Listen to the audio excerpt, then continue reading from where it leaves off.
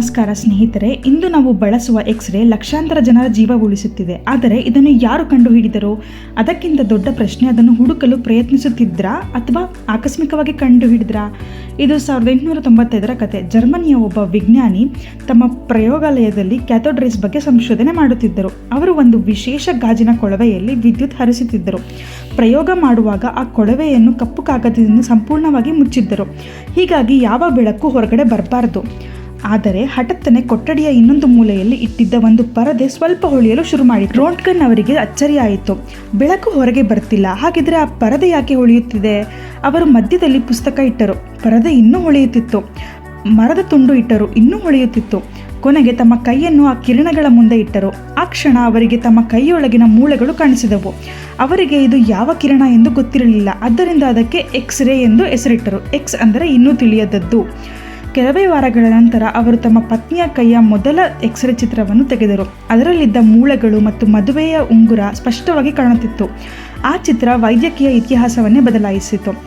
ಇನ್ನೊಂದು ಆಶ್ಚರ್ಯದ ವಿಷಯ, 1901ರಲ್ಲಿ ಈ ಅದ್ಭುತ ಆವಿಷ್ಕಾರಕ್ಕಾಗಿ ರೋಂಟ್ಗನ್ ಅವರಿಗೆ ಮೊದಲ ಫಿಸಿಕ್ಸ್ ನೊಬೆಲ್ ಪ್ರೈಸ್ ಕೂಡ ದೊರೆಯಿತು. ಆದರೆ ಅವರು ಆ ಆವಿಷ್ಕಾರಕ್ಕೆ ಪೇಟೆಂಟ್ ಕೂಡ ಪಡೆಯಲಿಲ್ಲ, ಏಕೆಂದರೆ ಇದು ಇಡೀ ಮಾನವ ಕುಲಕ್ಕೆ ಸೇರಿದ್ದು ಎಂದು ಅವರು ನಂಬಿದ್ದರು.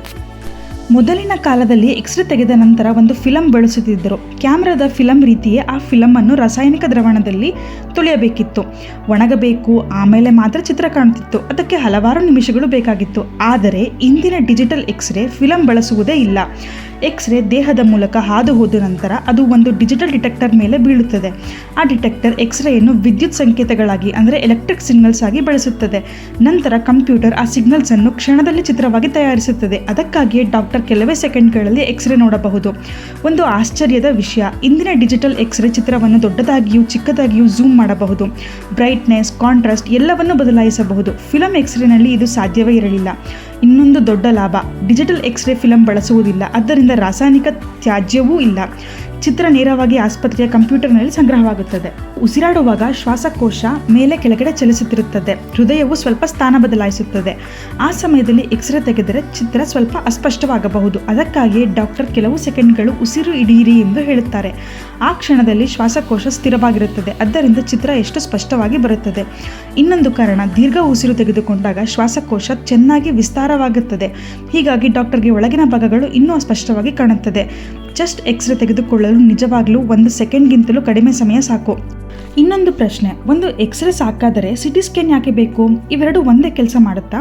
ಒಂದು ಉದಾಹರಣೆ ನೋಡೋಣ. ನಮ್ಮ ಬಳಿ ಒಂದು ಸೇಬು ಇದೆ. ಆದರೆ ಹೊರಗಿನಿಂದ ಒಂದು ಫೋಟೋ ತೆಗೆದರೆ ಒಳಗಡೆ ಏನಿದೆ ಅಂತ ಗೊತ್ತಾಗೋದಿಲ್ಲ. ಆದರೆ ಆ ಸೇಬನ್ನು ತೆಳುವಾದ ತುಂಡುಗಳಾಗಿ ಕತ್ತರಿಸಿದರೆ ಒಳಗಿನ ಪ್ರತಿಯೊಂದು ಪದರವೂ ಕಾಣಿಸುತ್ತದೆ. ಸಿಟಿ ಸ್ಕ್ಯಾನ್ ಕೂಡ ಇದೇ ಕೆಲಸ ಮಾಡುತ್ತೆ. ಎಕ್ಸ್ರೇ ಒಂದೇ ದಿಕ್ಕಿನಿಂದ ಒಂದು ಚಿತ್ರ ತೆಗೆದುಕೊಳ್ಳುತ್ತದೆ. ಆದರೆ ಸಿಟಿ ಸ್ಕ್ಯಾನ್ ನಮ್ಮ ದೇಹದ ಸುತ್ತಲೂ 360 ಡಿಗ್ರಿ ಸುತ್ತುತ್ತದೆ. ನೂರಾರು ಎಕ್ಸ್ರೇ ಚಿತ್ರಗಳನ್ನು ಬೇರೆ ಬೇರೆ ಕೋನಗಳಿಂದ ತೆಗೆದುಕೊಳ್ಳುತ್ತದೆ. ನಂತರ ಒಂದು ಕಂಪ್ಯೂಟರ್ ಆ ಎಲ್ಲ ಚಿತ್ರಗಳನ್ನು ಒಟ್ಟಿಗೆ ಸೇರಿಸಿ ನಿಮ್ಮ ದೇಹ 3D ಚಿತ್ರವನ್ನು ತಯಾರಿಸುತ್ತದೆ. ಅಂದರೆ ಡಾಕ್ಟರ್ ಹೊರಗಿನಿಂದ ಮಾತ್ರವಲ್ಲ, ಒಳಗಿನಿಂದ ಪ್ರತಿಯೊಂದು ಪದರವನ್ನು ನೋಡಬಹುದು. ಕೆಲವು ಸಿಟಿ ಸ್ಕ್ಯಾನ್ ಯಂತ್ರಗಳು 1 ಸೆಕೆಂಡ್ನೊಳಗಡೆ 100 ಚಿತ್ರಗಳನ್ನು ತೆಗೆದುಕೊಳ್ಳುತ್ತವೆ. ಅದಕ್ಕಾಗಿಯೇ ತುರ್ತು ಪರಿಸ್ಥಿತಿಯಲ್ಲಿ ಡಾಕ್ಟರ್ಗಳಿಗೆ ತುಂಬ ಬೇಗ ಮಾಹಿತಿ ಸಿಗುತ್ತದೆ. ಸಿಟಿ ಸ್ಕ್ಯಾನ್ ಎಕ್ಸ್ರೇಯನ್ನು ಬಳಸುತ್ತದೆ, ಆದರೆ MRI ಎಕ್ಸ್ರೇಯನ್ನು ಬಳಸೋದೇ ಇಲ್ಲ. ಹಾಗಿದ್ದರೆ ಮೆದುಳು ನರಗಳು, ಮಾಂಸಖಂಡಗಳು ಎಲ್ಲವನ್ನು ಇಷ್ಟು ಸ್ಪಷ್ಟವಾಗಿ ಹೇಗೆ ತೋರಿಸುತ್ತದೆ? ಬಹಳ ಜನ MRI ಕೇವಲ ಒಂದು ಕ್ಯಾಮ್ರಾ ಎಂದು ಭಾವಿಸುತ್ತಾರೆ. ಆದರೆ ನಿಜವಾಗ್ಲೂ MRI ಯಂತ್ರದೊಳಗಡೆ ಒಂದು ಅತ್ಯಂತ ಶಕ್ತಿಯ ಮ್ಯಾಗ್ನೆಟ್ ಇರುತ್ತದೆ. ಅದು ಭೂಮಿಯ ಮ್ಯಾಗ್ನೆಟ್ಗಿಂತ 1000 ಪಟ್ಟು ಶಕ್ತಿಯುತ. ಈಗ ಅದ್ಭುತ ಶುರುವಾಗುತ್ತೆ. ನಮ್ಮ ದೇಹದ ಸುಮಾರು 60% ಭಾಗ ನೀರಿನಿಂದ ಕೂಡಿದೆ. ಆ ನೀರಿನಲ್ಲಿರುವ ಹೈಡ್ರೋಜನ್ ಅಣುಗಳು ಸಾಮಾನ್ಯವಾಗಿ ಬೇರೆ ಬೇರೆ ದಿಕ್ಕಿನಲ್ಲಿ ಇರುತ್ತವೆ. ಆದರೆ ನೀವು MRI ಯಂತ್ರದೊಳಗಡೆ ಹೋದ ತಕ್ಷಣ ಆ ಶಕ್ತಿಯುತ ಮ್ಯಾಗ್ನೆಟ್ ಆ ಹೈಡ್ರೋಜನ್ ಅಣುಗಳನ್ನು ಒಂದೇ ದಿಕ್ಕಿನಲ್ಲಿ ನಿಲ್ಲಿಸುತ್ತದೆ. ನಂತರ ಯಂತ್ರ ಒಂದು ರೇಡಿಯೋ ವೇವ್ ಕಳಿಸುತ್ತದೆ. ಆ ಅಲೆ ಬಂದಾಗ ಆ ಹೈಡ್ರೋಜನ್ ಅಣುಗಳು ಸ್ವಲ್ಪ ಚಲಿಸುತ್ತವೆ. ರೇಡಿಯೋ ವೇವ್ಸ್ ನಿಂತ ತಕ್ಷಣ ಅವು ಮತ್ತೆ ತಮ್ಮ ಮೊದಲಿನ ಸ್ಥಿತಿಗೆ ಹಿಂತಿರುಗುವಾಗ ಅವು ತುಂಬ ಚಿಕ್ಕ ಸಿಗ್ನಲ್ಗಳನ್ನು ಹೊರಹಾಕುತ್ತವೆ. MRI ಯಂತ್ರ ಆ ಸಿಗ್ನಲ್ಗಳನ್ನು ಕೇಳುತ್ತದೆ, ಹೌದು, ನೋಡುವುದಿಲ್ಲ, ಕೇಳುತ್ತದೆ. ನಂತರ ಕಂಪ್ಯೂಟರ್ ಆ ಸಿಗ್ನಲ್ಗಳಿಂದ ನಿಮ್ಮ ದೇಹದ ಅತ್ಯಂತ ಸ್ಪಷ್ಟವಾದ ಚಿತ್ರವನ್ನು ರಚಿಸುತ್ತದೆ. ಒಂದು ಆಶ್ಚರ್ಯದ ವಿಷಯ, MRI ಯಂತ್ರ ದೇಹವನ್ನು ನೋಡುವುದಿಲ್ಲ. ನಿಮ್ಮ ದೇಹದೊಳಗಿನ ಹೈಡ್ರೋಜನ್ MRI ಸ್ಕ್ಯಾನ್ ಮಾಡುವ ಮೊದಲು ಡಾಕ್ಟರ್ ಒಂದೇ ಮಾತು ಹೇಳುತ್ತಾರೆ, ಎಲ್ಲ ಲೋಹದ ವಸ್ತುಗಳನ್ನು ಹೊರಗಡೆ ಇಡಿ, ಗಡಿಯಾರ, ಮೊಬೈಲ್, ಕೀ ಚೈನ್, ಕಿವಿಯೋಲೆ, ಬೆಲ್ಟ್ ಎಲ್ಲವನ್ನು. ಆದರೆ ಒಂದು ಚಿಕ್ಕ ಕೀ ಅಥವಾ ಒಂದು ಚಿಕ್ಕ ಚೈನ್ ಅಷ್ಟು ಅಪಾಯಕಾರಿಯೇ? ಹೌದು. ಯಾಕೆಂದರೆ MRI ಯಂತ್ರದೊಳಗಡೆ ಇರುವ ಮ್ಯಾಗ್ನೆಟ್ ಸಾಮಾನ್ಯ ಮ್ಯಾಗ್ನೆಟ್ ಅಲ್ಲ, ಅದು ಅತ್ಯಂತ ಶಕ್ತಿಯುತ ಮ್ಯಾಗ್ನೆಟ್. ನಿಮ್ಮ ಮನೆಯ ಫ್ರಿಡ್ಜ್ ಮ್ಯಾಗ್ನೆಟ್ ಒಂದು ಪಿನ್ನನ್ನು ಸೆಳೆಯಬಹುದು, ಆದರೆ MRI ಯಂತ್ರ ಕೆಲವು ಲೋಹದ ವಸ್ತುಗಳನ್ನು ಗುಂಡಿನ ವೇಗದಲ್ಲಿ ತನ್ನ ಕಡೆಗೆ ಎಳೆಯಬಹುದು. ಅದಕ್ಕಾಗಿಯೇ ಅದನ್ನು ಪ್ರೊಜೆಕ್ಟೈಲ್ ಎಫೆಕ್ಟ್ ಎಂದು ಕರೆಯುತ್ತಾರೆ. ಅಂದರೆ ಒಂದು ಸಣ್ಣ ವಸ್ತುವು ಹಾರುವ ಗುಂಡಿನಂತೆ ಬದಲಾಗಬಹುದು. ಇನ್ನೊಂದು ಕಾರಣ, ಮೊಬೈಲ್, ಕ್ರೆಡಿಟ್ ಕಾರ್ಡ್ ಮತ್ತು ಕೆಲವು ಎಲೆಕ್ಟ್ರಾನಿಕ್ ಸಾಧನಗಳು ಆ ಮ್ಯಾಗ್ನೆಟ್ನಿಂದ ಹಾಳಾಗಬಹುದು. ಆದ್ದರಿಂದ MRI ಕೊಠಡಿಯಲ್ಲಿ ಸುರಕ್ಷತೆ ಮೊದಲ ಆದ್ಯತೆ. ಕೆಲವು ಆಸ್ಪತ್ರೆಗಳಲ್ಲಿ ಸಾಮಾನ್ಯ ವೀಲ್ಚೇರ್ ಕೂಡ MRI ಕೊಠಡಿಗೆ ಕೊಂಡೊಯ್ಯುವುದಿಲ್ಲ. ನೀವು ಏರ್ಪೋರ್ಟ್ಗೆ ಹೋದಾಗ ನಿಮ್ಮ ಬ್ಯಾಗ್ ಒಂದು ಯಂತ್ರದೊಳಗಡೆ ಹೋಗುತ್ತೆ. ಕೆಲವೇ ಸೆಕೆಂಡ್ಗಳಲ್ಲಿ ಸುರಕ್ಷಿತ ಸಿಬ್ಬಂದಿ ಬ್ಯಾಗ್ ತೆರೆಯದೆ ಒಳಗಡೆ ಏನಿದೆ ಅಂತ ಹೇಳ್ತಾರೆ. ಇದು ಹೇಗೆ ಸಾಧ್ಯ? ನಿಜವಾಗಿ ಆ ಯಂತ್ರವು ಎಕ್ಸ್ರೇ ಬಳಸುತ್ತದೆ. ಆದರೆ ಆಸ್ಪತ್ರೆಯ ಎಕ್ಸ್ರೇಗಿಂತ ಒಂದು ಮುಖ್ಯ ವ್ಯತ್ಯಾಸ ಇದೆ. ಆಸ್ಪತ್ರೆಯಲ್ಲಿ ಎಕ್ಸ್ರೇ ಮೂಳೆಗಳನ್ನು ನೋಡಲು ಬಳಸ್ತಾರೆ, ಆದರೆ ಏರ್ಪೋರ್ಟ್ನ ಎಕ್ಸ್ರೇ ಬೇರೆ ಬೇರೆ ವಸ್ತುಗಳನ್ನು ಗುರುತಿಸಲು. ಎಕ್ಸ್ರೇ ಪ್ರತಿ ವಸ್ತುವಿನ ಮೂಲಕ ಹಾದು ಹೋಗಲು ಪ್ರಯತ್ನಿಸುತ್ತದೆ, ಆದರೆ ಪ್ರತಿ ವಸ್ತು ಅದನ್ನು ಒಂದೇ ರೀತಿಯಲ್ಲಿ ಹಾದು ಹೋಗಲು ಬಿಡುವುದಿಲ್ಲ. ಉದಾಹರಣೆಗೆ, ಬಟ್ಟೆಗಳು ಸುಲಭವಾಗಿ ಎಕ್ಸ್ರೇಯನ್ನು ಬಿಡುತ್ತವೆ, ನೀರಿನ ಬಾಟಲಿ ಬೇರೆ ರೀತಿಯಲ್ಲಿ ತಡೆ ಹಿಡಿಯುತ್ತದೆ, ಲ್ಯಾಪ್ಟಾಪ್ ಇನ್ನಷ್ಟು ತಡೆ ಹಿಡಿಯುತ್ತದೆ, ಲೋಹದ ವಸ್ತುಗಳು ಅತ್ಯಂತ ಹೆಚ್ಚು ತಡೆ ಹಿಡಿಯುತ್ತವೆ. ಯಂತ್ರದ ಕಂಪ್ಯೂಟರ್ ಆ ವಸ್ತುಗಳನ್ನು ಲೆಕ್ಕ ಹಾಕಿ ಬೇರೆ ಬೇರೆ ಬಣ್ಣಗಳನ್ನು ತೋರಿಸುತ್ತದೆ. ಅದಕ್ಕಾಗಿಯೇ ಸ್ಕ್ರೀನ್ನಲ್ಲಿ ಕೆಲವು ವಸ್ತುಗಳು ಆರೆಂಜ್, ಕೆಲವು ವಸ್ತುಗಳು ಹಸಿರು ಮತ್ತು ಕೆಲವು ವಸ್ತುಗಳು ನೀಲಿ ಬಣ್ಣಗಳಲ್ಲಿ ಕಾಣಿಸುತ್ತವೆ. ಇದು ಅವುಗಳ ಘನತೆ ಅಂದರೆ ಡೆನ್ಸಿಟಿ ಮತ್ತು ವಸ್ತುವಿನ ಪ್ರಕಾರ ಮೆಟೀರಿಯಲ್ ತಿಳಿಯಲು ಸಹಾಯ ಮಾಡುತ್ತದೆ. ಏರ್ಪೋರ್ಟ್ ಎಕ್ಸ್ರೇ ನಿಮ್ಮ ಬ್ಯಾಗ್ನ ಫೋಟೋ ಮಾತ್ರ ತೆಗೆದುಕೊಳ್ಳುವುದಿಲ್ಲ, ಒಳಗಿನ ವಸ್ತುಗಳ ಗುಣಲಕ್ಷಣವನ್ನು ಅಂದಾಜಿಸುತ್ತದೆ. ಅದಕ್ಕಾಗಿಯೇ ಸಂದೇಹಾಸ್ಪದ ವಸ್ತು ಕಂಡರೆ ಅಧಿಕಾರಿಗಳ ಬ್ಯಾಗ್ ತೆಗೆಯಲು ಕೇಳುತ್ತಾರೆ. ಏರ್ಪೋರ್ಟ್ನಲ್ಲಿ ನಿಮ್ಮ ಬ್ಯಾಗ್ ಎಕ್ಸ್ರೇ ಯಂತ್ರದೊಳಗಡೆ ಹೋಗುತ್ತೆ, ಆದರೆ ನೀವು ಇನ್ನೊಂದು ಯಂತ್ರದೊಳಗಡೆ ನಿಂತಿರ್ತೀರಾ. ಅದು ಕೂಡ ಎಕ್ಸ್ರೇ ಬಳಸುತ್ತಾ? ಇಲ್ಲ.